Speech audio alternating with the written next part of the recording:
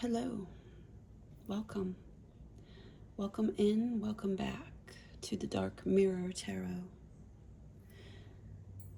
I invite you to join me in settling into the space where you are now before we begin with this message today. And just breathe deeply, feeling the weight of yourself pressing on the surface beneath you. Know that you are here for a purpose. And we've found each other for a reason. Trust that there's something here for you. Gracefully leave the rest. If you're finding these videos in real time, we are in the window of the Lion's Gate portal in the year 2026. Today's the 7th of August. So please just breathe deeply with me in whatever way is comfortable for you and just relax.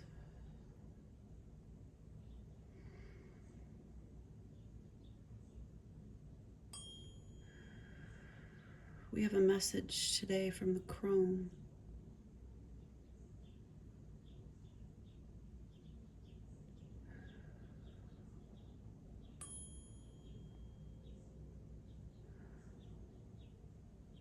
Calling in the elements, our plant ally, mugwort and lavender,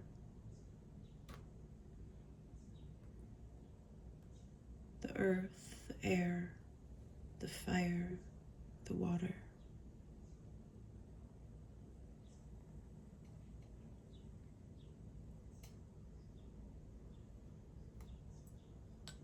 Thank you for being here with me.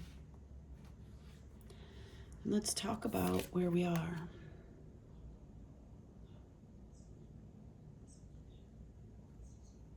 If you have found this video,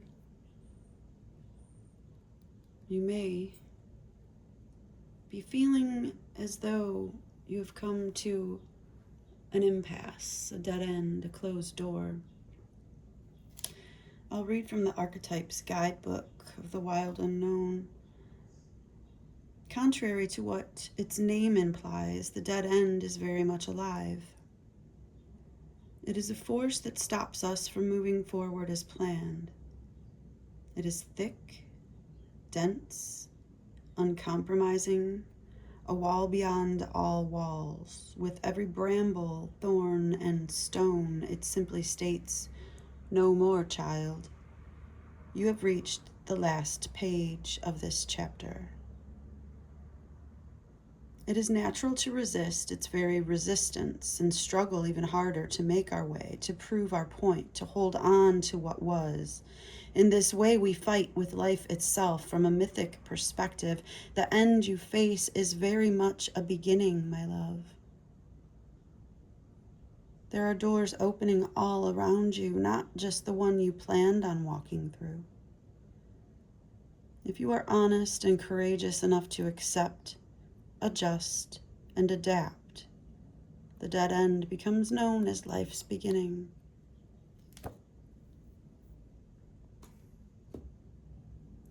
And so, we are given this gift of the ending. We conjure the elements around us.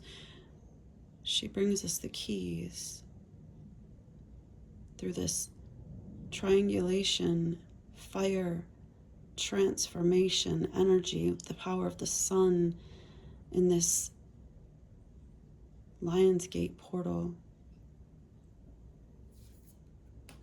We have already received this passion of the lion heart activation with the goddess Sekhmet and the fire agate in a previous reading. We've already seen confidence as your key to success with this new moon in Leo that approaches on the 12th. In one of my previous readings, I said the 14th, but it is the 12th. We have seen this power of the sun working on us.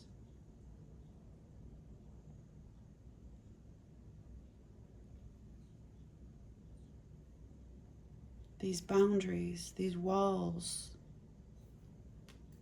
walls beyond all walls.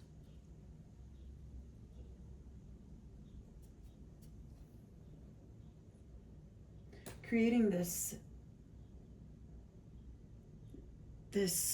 liminal space, this sanctuary that we're in here through this channel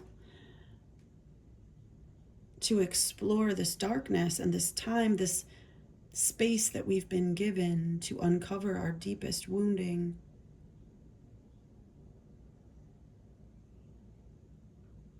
Lay our deepest, most vulnerable parts out in the sun, to have all of the wound exposed, to have all of the festering, putrid funk of the ages, of our generations, of our bloodline be dissolved before we close the chapter, stitch the wound, and bind ourselves to our chosen path. This movement forward through the dead end that we accept now. We call upon our fox animal ally for cunning and the Four of Swords to provide us that space of sanctuary where we can always come back into ourselves and rest. We call upon the dragon and the unicorn, the dragonfly, the lioness. We call upon that divine masculine force, Cernunnos, Saturn, the Capricorn, that hexagonal geometry that draws us in through our sensual and sacral energies, our Venusian aspects now being amplified as Venus moves into the sign of Libra.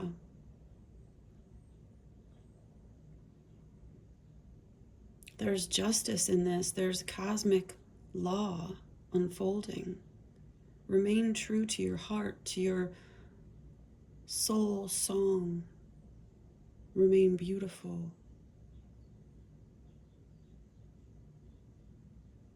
The Banshee, the message from the crone. Heed my warning, dear child, for what I hold is far from unsung lullaby. Swallow a nail, and you can expect bleeding from within. This number 5 and the burning in her eyes, like the flames of this triangulation, this transformative fire burning in the darkness. Speak your truth, lest you be destroyed by it from within, she says.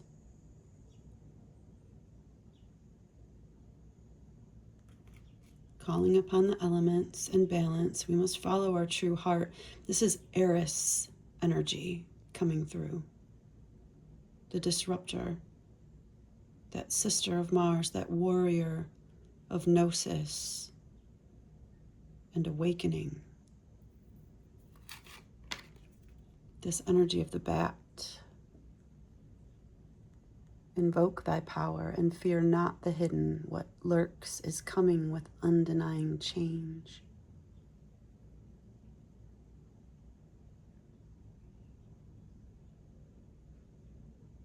These legions we send out with our thoughts through the skies. These lines in the land that awaken. These monoliths that rise. By our hand and eyes, we come alive.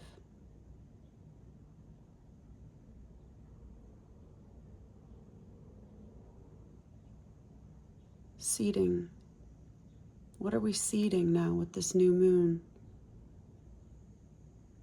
This harvest? Scorpio season will be a reaping.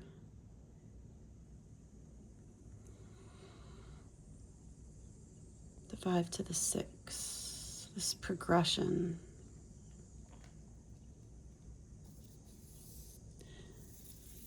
We've invoked the elements. The number 16, adding to 7, the 5 to 6 to 7. Remember to feel the warmth pulsing through her womb. You are a child of Mother. True harmony awaits you. Balance. Venus in Libra, this aesthetic of Venus being manifested in this 3D realm by those of us who are willing to walk through this dead end and not be deadened.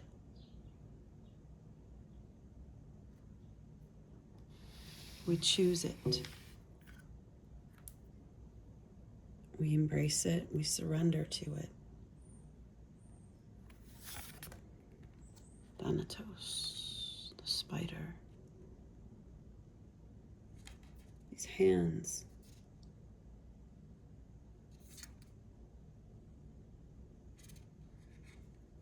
These hands joining in an impossible embrace.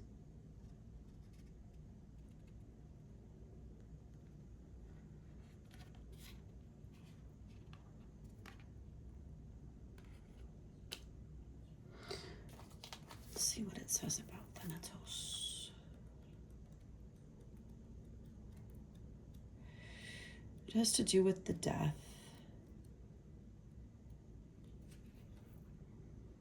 Tempting to oversimplify death and sum it up as transformation. It is tempting. But the true archetypal resonance of Thanatos cannot be easily assimilated or contained. Death is ongoing and omnipresent, an eternal response to the gift of birth. Witnessing the ending of another being, creature, phase, or stage has deep consequences for the psyche. We are forever changed by Thanatos as it sweeps us under its wings, making us relinquish control in every form. It leaves a mark of ash upon our heart, signifying we have touched the cusp of the underworld and will return to the land of the living eventually, with more compassion and wisdom to share.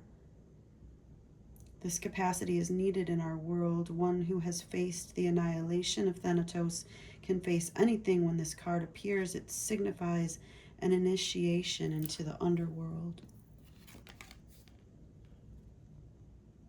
Our seeding is our own ego death.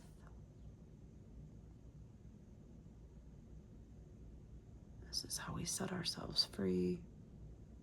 13:31 on the clock when I said that.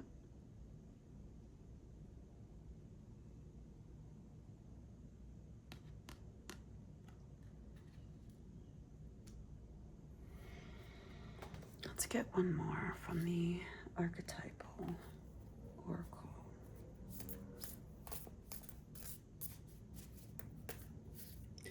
So we work through this dead end, this death, speaking our truth, calling upon the elements, seeding our future with the energy of what we reap from the harvest of our own ego death. The sustainer, this indigo light, holding this ball of what looks like clay, can be molded.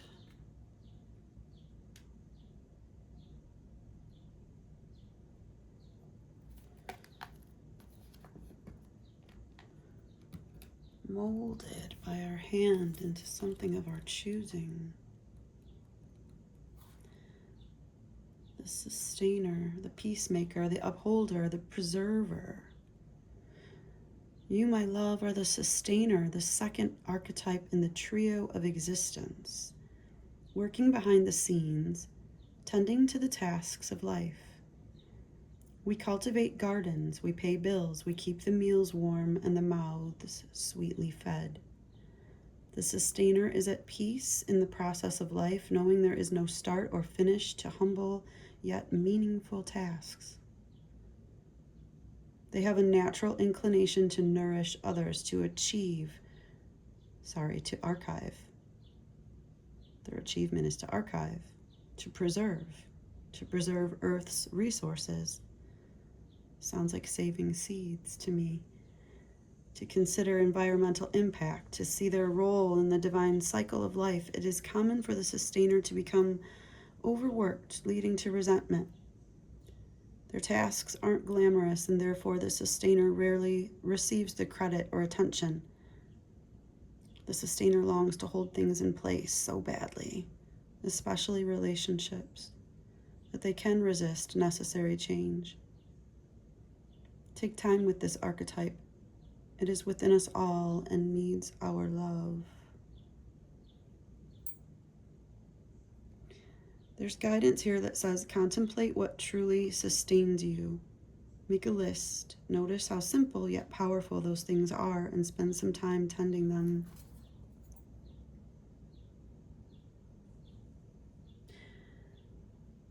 So, if you are finding this message may resonate with you then, that lately we've been resisting our life and the mundane tasks and the living of our life. And it's this ego death now that we need to accept and surrender to, that is the seeding of our future, that is the sustaining of our existence and our gift to ourselves and to everything.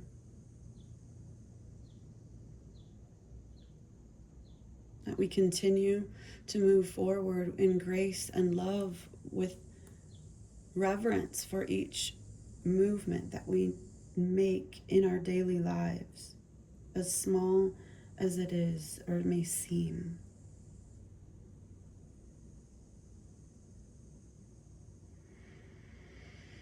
Every breath is being seen. We're aligning ourselves and our own energy through this calling on the elements. This wisdom of the Banshee and the bat, the spider, the weaving of our own death, energetically.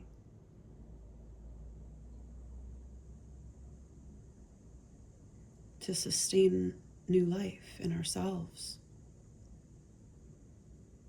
And letting go.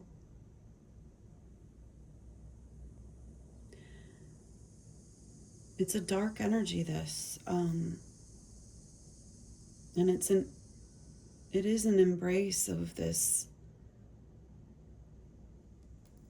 crone wisdom, the deeper, dark feminine nature spirits coming through.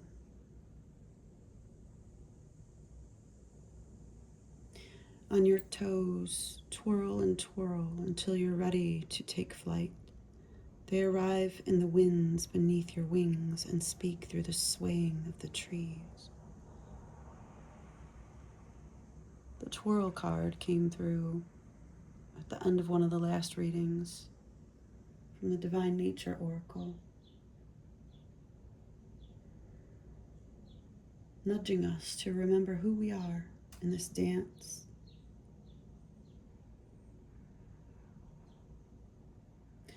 This bird on the bedpost,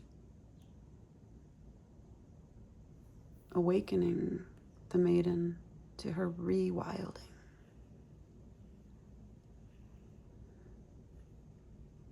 Finding the light in the night. These orbs all around her.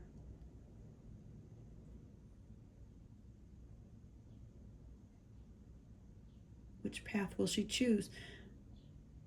Will she choose to go back to sleep? rest, and awaken rejuvenated, rooted.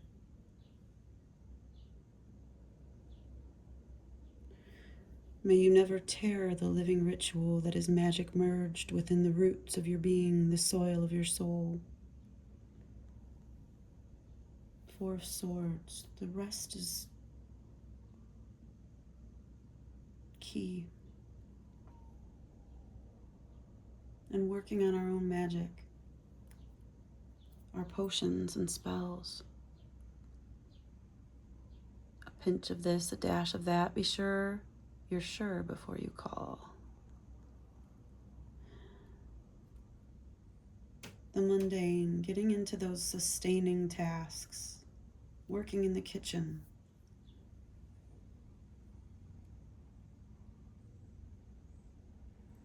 If you're hearing this message, that may be your sign to get into your kitchen witching.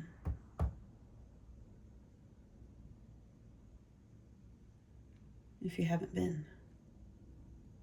And if you have, know that it's blessed.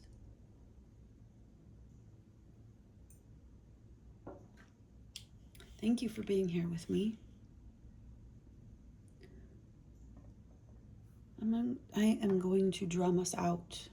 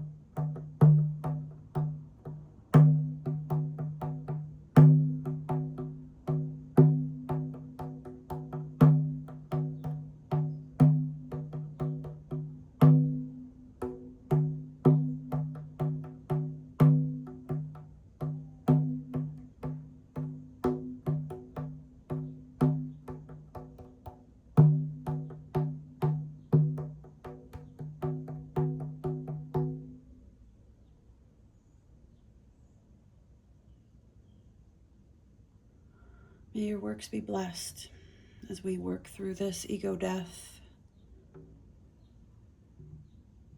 Align yourself with the elements and your sustaining tasks. And be sure to heed this lesson of the Banshee and the bat. Speak our truth, lest we bleed from within. If we have to embrace our wicked witch energy to move through this, then so be it. We're going through darknesses that most would never even acknowledge. We are the sustainers, the seeders,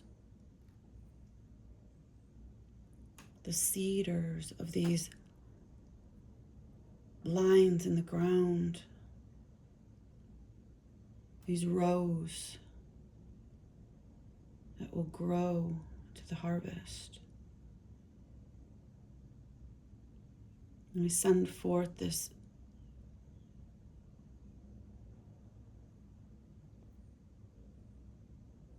fractaled, dark energy that is the womb. It is the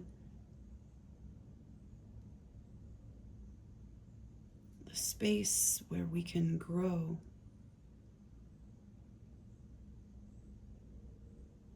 In all of our vulnerability.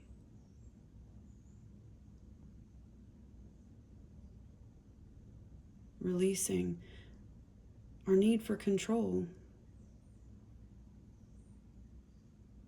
She's holding us, the Dark Mother.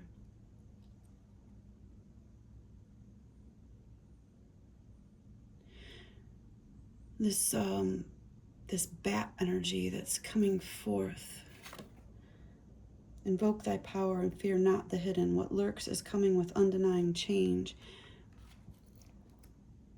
It's that Eris energy. It can be disruptive. It can be this truth-telling with the Banshee. You know, the Banshee, when you think of it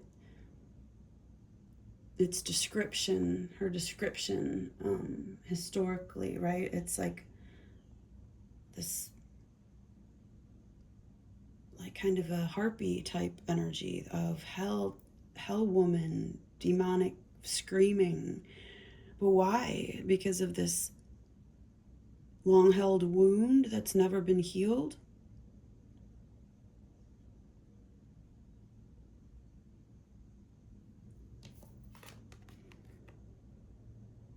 Swallow a nail and you can expect bleeding from within. This is the song of the Banshee. Heed my warning, dear child, for what I hold is far from unsung lullaby. This goes back to the throat chakra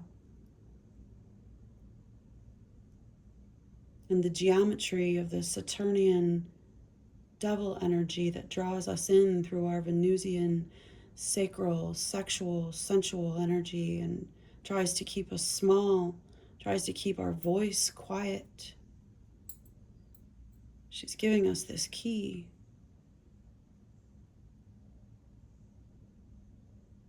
To scream. Let the bats free. Embracing that wicked witch energy, but not to our detriment. What lurks is coming with undenying change. The movement isn't always comfortable, but it is necessary. We'll see where it goes. And I'll talk to you again soon. Just stay safe out there, okay?